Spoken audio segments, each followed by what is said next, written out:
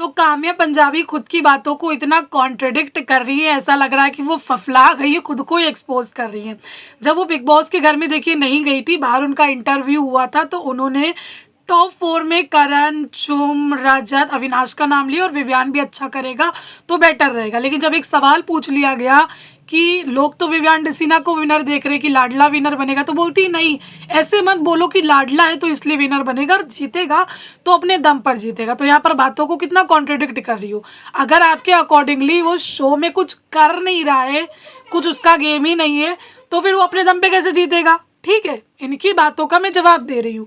दूसरी तरफ big boss के घर में जाकर के बोला कि भैया तुमने डिसअपॉइंट कर दिया, तुमने अच्छा गेम नहीं खेला, तुमसे बहुत डिसअपॉइंट हो, तुम फ्लॉप हो, तुम शो में लीड कैरेक्टर प्ले करते हो लेकिन यहाँ पर तुम लीडर साबित नहीं हुए, तुम्हारी बीवी आई है, तुमको ये बोल करके गई, वो बोल करके गई, बहुत सारी बातें इस बंदी ने बोल दी।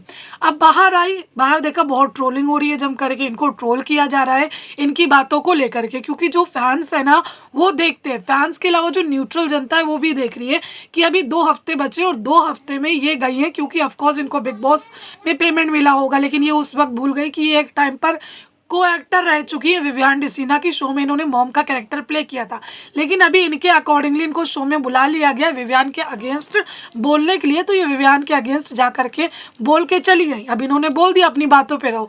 बाहर आकर के क्या बोल रही है कि मैंने विवियान को समझाया है और विवियान ने समझा भी है।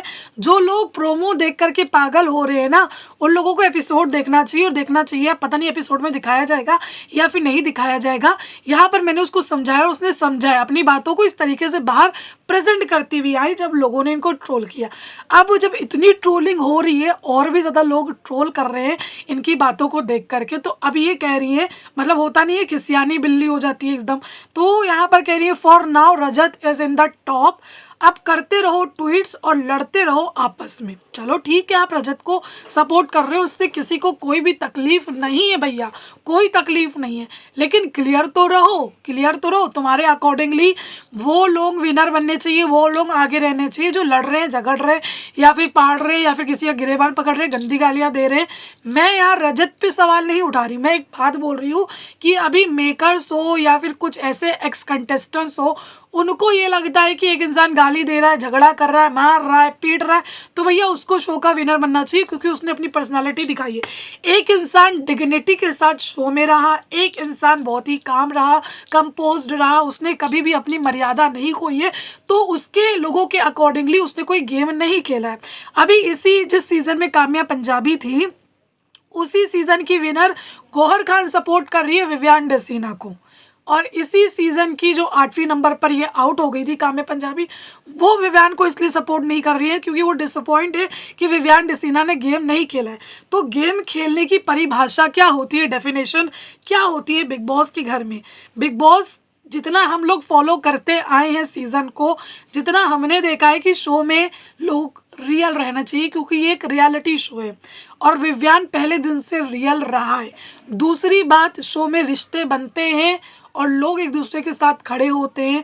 विवियान जिनके साथ खड़ा रहा उनके साथ खड़ा रहा है, बल्कि वो पीठ पीछे क्या कर रहे थे विवियान को नहीं पता था। जब उसे पता चला तो उससे भी बहुत ज़्यादा हर्ट हुआ, उसने कन्फ्रंट किया। तीसरी बात, इस बिग बॉस के सीज़न में हम देखते हैं कि टास्क होते हैं। कौन सा ऐसा टास्क था जो विवियान डिसीना ने प्ले नहीं किया, वो कमेंट करके बताओ। फिलहाल मैं यही कहूँगी, जिस सीज़न में काम्या थी उसकी विनर विवियान को सपोर्ट कर रही है, इससे ज़्यादा और कुछ नहीं कहना चाहती हूँ। Thank you.